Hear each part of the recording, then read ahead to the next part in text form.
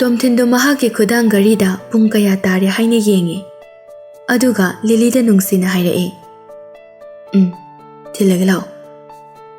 ꯑꯁꯤ ꯍꯥꯏꯔꯒ ꯂꯩꯔꯤꯕ ꯃꯌꯥꯝ ꯑꯗꯨꯗ ꯀꯔꯤꯁꯨ ꯍꯥꯏꯔꯝꯗꯅ ꯂꯤꯂꯤꯕꯨ ꯈꯨꯗꯥꯡ ꯄꯥꯏꯔꯒ ꯄꯨꯊꯣꯔꯛꯏ꯫ ꯃꯤꯀꯨꯞꯇꯨꯗꯗꯤ ꯅꯨꯄꯤ ꯃꯍꯥꯛꯁꯨ ꯅꯨꯄꯥꯒꯤ ꯃꯈꯨꯠꯇꯨ ꯄꯥꯏꯔꯛꯀꯅꯨ ꯍꯥꯏꯔꯨꯗ꯭ꯔꯦ꯫ ꯃꯍꯥꯛꯀꯤ ꯈꯨꯗꯥꯡ ꯑꯗꯨ ꯃꯁꯥꯅ ꯌꯥꯅ ꯅꯨꯄꯥ ꯃꯉꯣꯟꯗ ꯁꯤꯟꯅꯕꯅꯤ꯫ ꯄꯥꯈꯠꯄ ꯐꯥꯎꯏ, ꯀꯤꯕꯗꯤ ꯅꯠꯇꯦ꯫ ꯃꯈꯣꯏ ꯑꯅꯤ ꯌꯨꯝꯗꯨꯒꯤ ꯑꯁꯥꯡꯕ ꯀꯣꯔꯤꯗꯣꯔ ꯑꯗꯨ ꯐꯥꯎꯔꯒ ꯂꯥꯛꯄꯅꯤ꯫ ꯁ꯭ꯇꯦꯂꯥꯗꯨ ꯇꯣꯝꯊꯤꯟ ꯀꯧꯗꯨꯅ ꯇꯥꯟꯅꯔꯛꯏ꯫ ꯃꯍꯥꯛꯀꯤ ꯃꯇꯨꯡꯗ ꯐ꯭ꯔꯥꯟꯁꯤꯁꯁꯨ ꯏꯟꯅꯔꯛꯏ꯫ ꯃꯈꯣꯏ ꯑꯅꯤꯗꯨ ꯊꯣꯡꯖꯜ ꯀꯥꯟꯊꯣꯛꯂꯤꯕ ꯑꯗꯨ ꯁ꯭ꯇꯦꯂꯥꯅ ꯎꯔꯝꯃꯤ꯫ ꯌꯥꯝ ꯊꯨꯅ ꯆꯪꯁꯤꯜꯂꯛꯇꯨꯅ ꯍꯥꯏꯔꯛꯏ, "ꯗꯥ ꯇꯣꯝꯊꯤꯟ, ꯏꯅꯝꯃꯁꯦ ꯆꯠꯍꯟꯈ꯭ꯔꯒꯦ ꯍꯥꯏꯔꯣ?" ꯁ꯭ꯇꯦꯂꯥꯅ ꯀꯔꯤꯁꯨ ꯀꯣꯏꯗꯅ ꯏꯅꯝꯃ ꯍꯥꯏꯅ ꯀꯧꯕ ꯑꯗꯨꯗ ꯇꯣꯝꯊꯤꯟꯗꯤ ꯇꯥꯕ ꯌꯥꯝꯅ ꯅꯨꯡꯉꯥꯏ꯫ ꯂꯤꯂꯤꯒꯤ ꯑꯣꯏꯅꯗꯤ ꯋꯥꯍꯩ ꯑꯗꯨ ꯇꯥꯕ ꯈꯨꯗꯤꯡꯒꯤ ꯃꯉꯣꯟꯗ ꯏꯀꯥꯏꯕ ꯄꯤꯕꯒꯨꯝ ꯑꯣꯏꯅ ꯊꯣꯛꯂꯤ꯫ ꯇꯣꯝꯊꯤꯟꯅ ꯁ꯭ꯇꯦꯂꯥꯒꯤ ꯄꯥꯎꯈꯨꯝ ꯄꯤꯗ꯭ꯔꯤ ꯈꯪꯕꯗꯒꯤ ꯂꯤꯂꯤꯅ ꯑꯣꯏꯅ ꯄꯤꯔꯛꯏ, "ꯑꯩꯒꯤ ꯄꯦꯔꯦꯟꯁꯅ ꯑꯩꯕꯨ ꯂꯥꯛꯑꯣꯅ ꯀꯣꯜ ꯍꯟꯖꯤꯟ ꯍꯟꯖꯤꯟ ꯇꯧꯔꯛꯑꯝꯃꯤ꯫ ꯑꯗꯨꯅ ꯑꯩ ꯍꯜꯂꯒꯦꯅ ꯊꯣꯛꯂꯛꯂꯕꯅꯤ꯫ ꯅꯈꯣꯏꯗꯁꯨ ꯍꯥꯏꯔꯝꯗꯦꯅ ꯁꯥꯎꯒꯅꯨꯀꯣ." ꯁ꯭ꯇꯦꯂꯥꯁꯨ ꯀꯦꯁꯟꯅꯗꯨꯅ ꯇꯣꯝꯊꯤꯟꯗ ꯍꯥꯏꯔꯛꯏ, "ꯗꯥ ꯇꯣꯝꯊꯤꯟ, ꯏꯅꯝꯃꯕꯨ ꯃꯌꯨꯝ ꯐꯥꯎꯕ ꯊꯤꯟꯕꯤꯔꯨꯆꯣ꯫ ꯃꯍꯥꯛꯁꯦ ꯅꯪꯒꯤ ꯐꯤꯌꯥꯟꯁꯤꯅꯤꯀꯣ, ꯃꯔꯨꯞ ꯈꯛꯇ ꯅꯠꯇꯦ꯫ ꯃꯌꯨꯝ ꯌꯧꯗꯅ ꯊꯅꯝꯂꯒ ꯍꯦꯛ ꯂꯥꯛꯂꯕ ꯑꯩꯗꯤ ꯁꯥꯎꯅꯤꯀꯣ." ꯂꯤꯂꯤꯅ ꯅꯣꯛꯐꯦꯠ ꯇꯧꯔꯒ ꯈꯨꯝꯂꯛꯏ, "ꯑꯗꯨꯗꯤ ꯃꯍꯥꯛꯁꯨ ꯇꯧꯔꯣꯏꯗ꯫ ꯏꯅꯝꯃꯁꯦ ꯇꯣꯝꯊꯤꯟꯒꯤ ꯃꯤꯆꯪ ꯌꯥꯝ ꯆꯪꯉꯤꯀꯣ."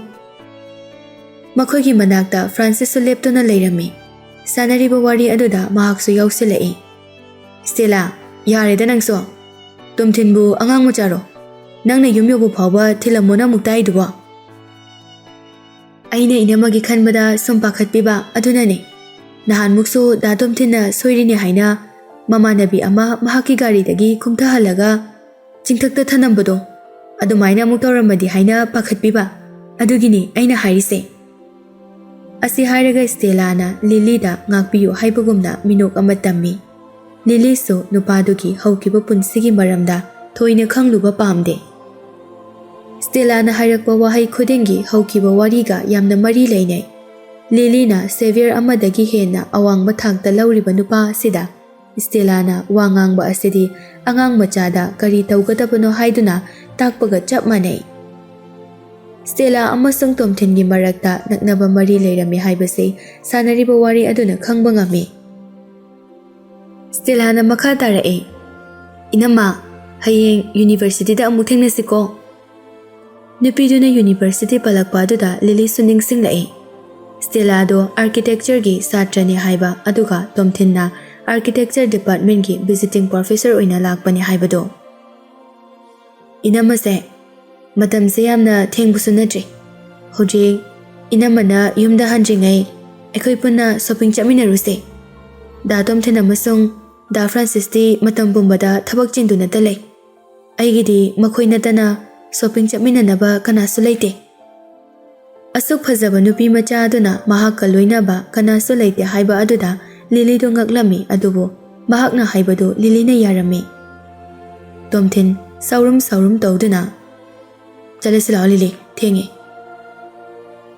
ꯇꯣꯝꯊꯤꯟꯅ ꯉꯥꯏꯉꯝꯗꯅ ꯉꯥꯡꯊꯣꯔꯛꯄ ꯇꯣꯟ ꯑꯗꯨꯅ ꯂꯤꯂꯤꯗꯨ ꯄꯨꯛꯅꯤꯡꯗ ꯋꯥꯈꯜ ꯈꯟꯖꯤꯟꯒꯅꯨ ꯍꯥꯏꯕ ꯉꯝꯗ꯭ꯔꯦ꯫ ꯁ꯭ꯇꯦꯂꯥ ꯑꯃꯁꯨꯡ ꯐ꯭ꯔꯥꯟꯁꯤꯁ ꯂꯦꯞꯇꯨꯅ ꯂꯩꯍꯧꯏ꯫ ꯒꯥꯔꯤ ꯊꯧꯕ ꯍꯧꯈꯤꯕꯗꯒꯤ ꯇꯣꯝꯊꯤꯟꯗꯨ ꯏꯁꯥꯎ ꯁꯥꯎꯕꯒꯨꯝꯅ ꯇꯧꯗꯨꯅ ꯋꯥ ꯑꯃꯠꯇ ꯉꯥꯡꯂꯛꯇꯦ꯫ ꯂꯤꯂꯤꯁꯨ ꯃꯍꯥꯛꯅ ꯁꯥꯎꯔꯤꯕ ꯑꯗꯨ ꯀꯔꯤꯒꯤꯅꯣ ꯍꯥꯏꯅ ꯍꯪꯅꯤꯡꯕꯅꯤ꯫ ꯇꯣꯝꯊꯤꯟꯗꯤ ꯃꯁꯥꯒꯤ ꯑꯣꯏꯅ ꯇꯨꯃꯤꯟꯅ ꯂꯩꯒꯜꯂꯤ ꯍꯥꯏꯕꯁꯤ ꯃꯍꯥꯛꯁꯨ ꯈꯪꯂꯤꯕꯅꯤ, ꯑꯗꯨꯕꯨ ꯍꯦꯛ ꯍꯪꯕꯁꯨ ꯅꯨꯡꯉꯥꯏꯔꯝꯗꯦ꯫ "ꯑꯩꯈꯣꯏ ꯑꯅꯤ ꯔꯤꯌꯦꯜ ꯂꯚꯔꯁꯨ ꯅꯠꯇꯦ꯫ ꯑꯩꯅ ꯑꯃꯨꯛ ꯍꯪꯂꯨꯔꯒ ꯅꯪꯅ ꯋꯥꯈꯜ ꯍꯦꯟꯖꯤꯟꯅ ꯈꯟꯕꯒꯤꯅꯤ ꯍꯥꯏꯔꯛꯂꯕꯗꯤ ꯑꯩ ꯑꯃꯨꯛ ꯆꯣꯞꯀꯅꯤ꯫ ꯅꯠꯇ꯭ꯔꯒ ꯃꯍꯥꯛ ꯑꯁꯤꯕꯨ ꯑꯇꯣꯞꯄ ꯃꯤꯒ ꯋꯥꯔꯤ ꯁꯨꯝ ꯁꯥꯟꯅꯕꯒꯤ ꯈꯝꯕꯟꯕ ꯐꯥꯎꯔꯤꯕ ꯖꯥꯠꯂꯥ?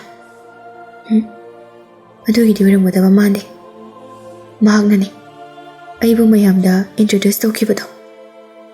ꯉꯥꯏꯍꯥꯛ ꯇꯨꯃꯤꯟꯅ ꯂꯩꯕꯒ ꯂꯤꯂꯤꯅ, "ꯖꯦꯛꯇꯣ ꯃꯇꯣꯝꯇꯒ ꯇꯨꯝꯍꯧꯔꯦ꯫ ꯍꯧꯖꯤꯛ ꯃꯤꯀꯞ ꯊꯣꯛꯂꯛꯑꯗꯤ ꯅꯨꯡꯗꯥꯡꯁꯤꯗ ꯃꯍꯥꯛ ꯀꯤꯔꯣꯏꯗ꯭ꯔꯣ?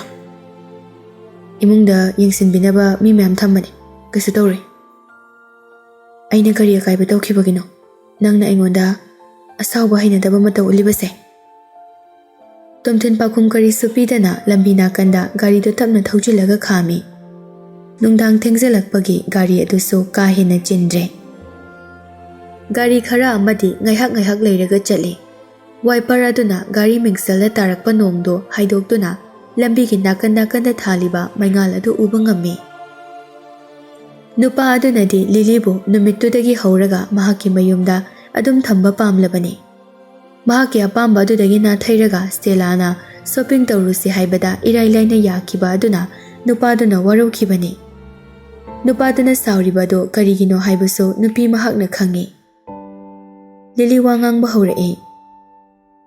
Nangna saurido matang chadabata natana nupa thokpagi matau nate. Hojikti nangna aibu yumda thilani haina thoraklabani.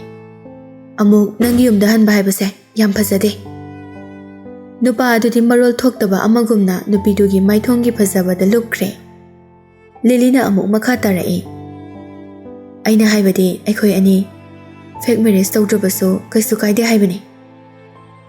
Wasi haidok luraga yamna taw ngambi ahenba pamba nupini khalamgadra hainasu mipaijarami. Nupa aduna kaisu haidana makhut namana steering wheel adu paiduna gari thaunaba sem sakhre. Lily-su tarakliba nonggi marik-marikta yenglaga aise nangi fiancé ne haina mayamangda nangna utkrabani. Aduna ngasigi adugumba occasion khudingda aina nangi mateng adum pange. Jack puso aina yamna nungsi yamna admire tawe. Aikhoi anigi marakta cooperative relationship thamaga leise.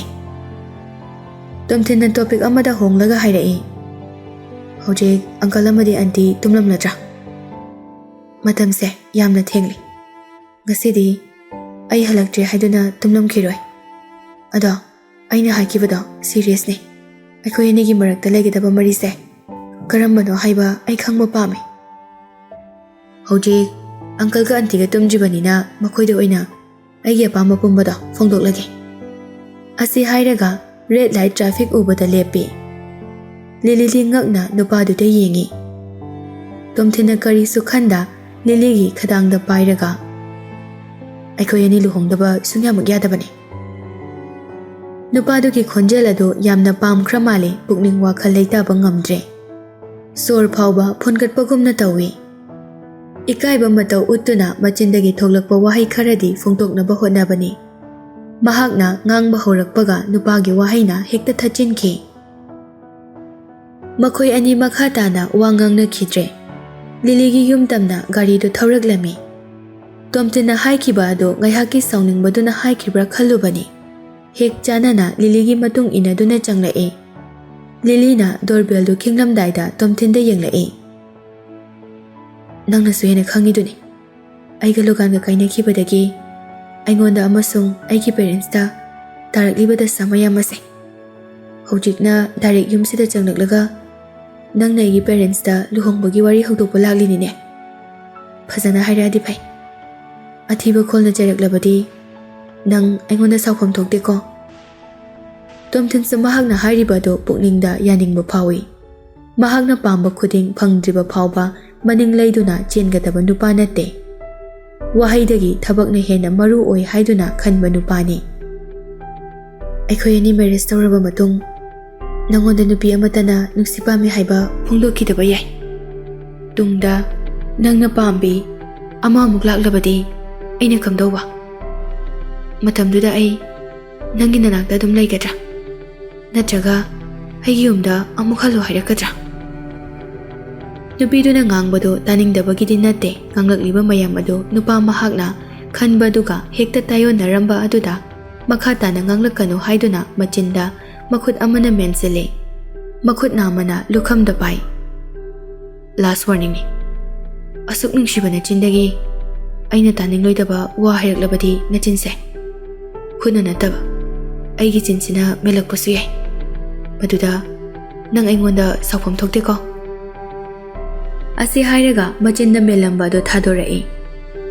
Aduga makhut aniduna Lily-gi khwang mathakta paiduna mangonda yenglao haibagumna lei. Nangna fanayamna aingondagi chenaba hotnarabasu kaisu kanaroi. Mayam pumnamakna aikhoi ani nungsine haina loina khanarabani. ꯃꯤꯀꯨꯞ ꯑꯁꯤꯗꯒꯤ ꯅꯪꯒꯤ ꯍꯥꯟꯅꯒꯤ depress ꯂꯥꯏꯐꯇꯣ ꯕꯥꯏ ꯇꯧꯈ꯭ꯔꯣ ꯑꯅꯧꯕ ꯑꯃ ꯍꯧꯔꯕꯅꯤ ꯂꯤꯂꯤꯗꯤ ꯃꯔꯣꯜ ꯊꯣꯛꯈꯤꯗ꯭ꯔꯦ ꯃꯆꯤꯟꯗꯨ ꯃꯦꯟꯁꯤꯟꯗꯨꯅ ꯂꯩꯈꯤꯕꯒꯨꯝ ꯅꯨꯄꯥ ꯑꯗꯨꯅ ꯇꯧꯔꯛꯄ ꯉꯥꯡꯂꯛꯄ ꯈꯨꯗꯤꯡꯅ ꯃꯍꯥꯛꯄꯨ ꯄꯨꯡꯉꯛ ꯉꯛꯍꯜꯂꯤ ꯅꯨꯄꯥꯗꯨꯅ ꯉꯥꯡꯂꯤꯕ ꯃꯌꯥꯝ ꯑꯗꯨꯗ ꯑꯔꯥꯟꯕ ꯀꯔꯤꯁꯨ ꯌꯥꯎꯗꯦ ꯉꯁꯥꯏ ꯃꯍꯥꯛꯅ ꯕꯦꯡꯀꯦꯠ ꯍꯣꯜꯗ ꯄꯨꯁꯤꯜꯂꯒ ꯂꯤꯂꯤꯕꯨ ꯃꯍꯥꯛꯀꯤ ꯐꯤꯌꯥꯟꯁꯦꯅꯤ ꯍꯥꯏꯗꯨꯅ ꯃꯆꯤꯟꯅ ꯍꯥꯏꯈꯤꯗ꯭ꯔꯕꯁꯨ ꯃꯍꯥꯛꯅ ꯎꯠꯂꯤꯕ ꯑꯦꯇꯤꯆꯨꯗ ꯑꯗꯨꯅ ꯈꯪꯍꯟꯈ꯭ꯔꯕꯅꯤ ꯃꯁꯤꯒ ꯆꯞ ꯃꯥꯟꯅꯕ ꯃꯑꯣꯡꯗ ꯇꯣꯝꯊꯤꯟꯅ ꯅꯨꯄꯤ ꯑꯁꯤꯕꯨ ꯏꯁꯥꯕꯦꯂꯥ ꯃꯦꯔꯤ ꯑꯃꯁꯨꯡ ꯃꯔꯨꯑꯣꯏꯅ ꯂꯣꯒꯥꯟꯒꯤ ꯐꯠꯇꯕ ꯊꯧꯁꯤꯜ ꯀꯌꯥꯗꯒꯤ ꯇꯣꯝꯊꯤꯟꯅ ꯀꯟꯗꯨꯅ ꯂꯥꯛꯄꯅꯤ ꯃꯁꯤꯅ ꯃꯔꯝ ꯑꯣꯏꯔꯒ ꯃꯌꯥꯝꯅꯁꯨ ꯃꯈꯣꯏ ꯑꯅꯤꯒꯤ ꯃꯔꯛꯇ intimate relation ama ꯂꯩꯔꯝꯒꯅꯤ ꯍꯥꯏꯅ ꯈꯟꯅꯈꯤꯕꯅꯤ ꯂꯤꯂꯤꯁꯨ ꯅꯨꯄꯥꯗꯣ ꯄꯥꯝꯗꯦ ꯅꯨꯡꯁꯤꯗꯦ ꯍꯥꯏꯕꯒꯤ ꯂꯩꯊꯣꯛꯄꯗꯤ ꯅꯠꯇꯦ ꯊꯥꯛ ꯀꯥ ꯍꯦꯟꯅ ꯈꯦꯠꯅꯕ ꯑꯃꯁꯨꯡ ꯂꯣꯒꯥꯟꯒꯤ ꯃꯇꯥꯡꯗꯒꯤ ꯅꯨꯄꯥꯁꯤꯡ ꯑꯁꯤ ꯊꯥꯖꯕ ꯉꯝꯈꯤꯗꯕꯅꯤ ꯂꯤꯂꯤꯅ ꯇꯨꯃꯤꯟꯅ ꯂꯩꯕꯗꯨ ꯎꯔꯒ ꯇꯣꯝꯊꯤꯟꯅ ꯃꯈꯣꯜ ꯇꯞꯅ ꯍꯥꯏꯔꯛꯏ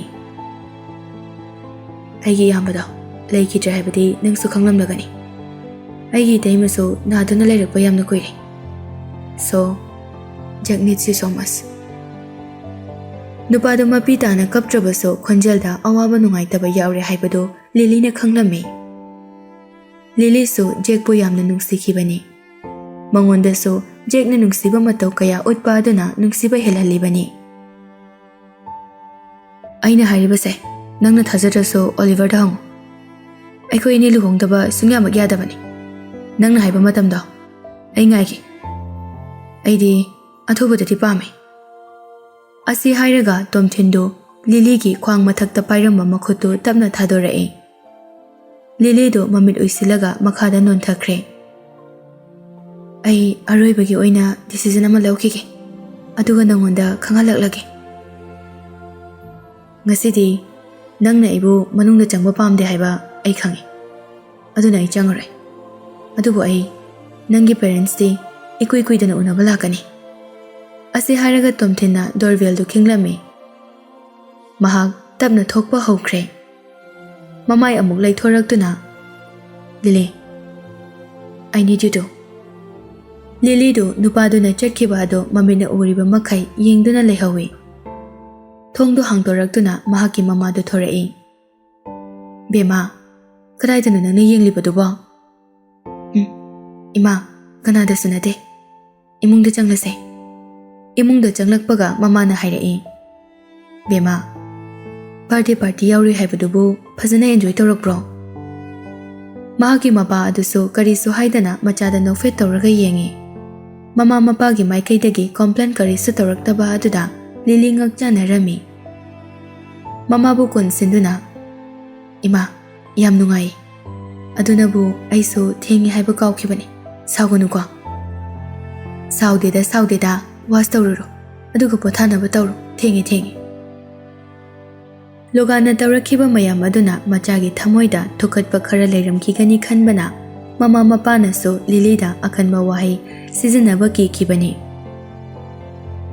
ꯍꯣꯏ ꯃꯥ ꯂꯤꯂꯤ ꯆꯪꯈ꯭ꯔꯕ ꯃꯇꯨꯡꯗ ꯃꯆꯥꯒꯤ ꯃꯥꯏꯊꯣꯡꯗ ꯑꯄꯥꯝ ꯅꯨꯡꯁꯤ ꯐꯥꯎꯔꯛꯄꯒꯤ ꯑꯅꯧꯕ ꯌꯦꯅꯤꯡ ꯍꯨꯜꯂꯛꯄꯗꯨ ꯎꯔꯒ ꯃꯃꯥ ꯃꯄꯥꯗꯨ ꯋꯥꯔꯤ ꯁꯥꯟꯅꯗꯨꯅ ꯅꯣꯛꯃꯤꯟꯅꯔꯤ ꯃꯃꯥꯅ ꯏꯆꯥꯒꯤ ꯃꯇꯝ ꯀꯨꯏꯅ ꯎꯔꯨꯗ꯭ꯔꯕ ꯃꯤꯅꯣꯛ ꯑꯁꯦ ꯉꯁꯤꯗꯤ ꯑꯃꯨꯛ ꯎꯕ ꯐꯪꯂꯦ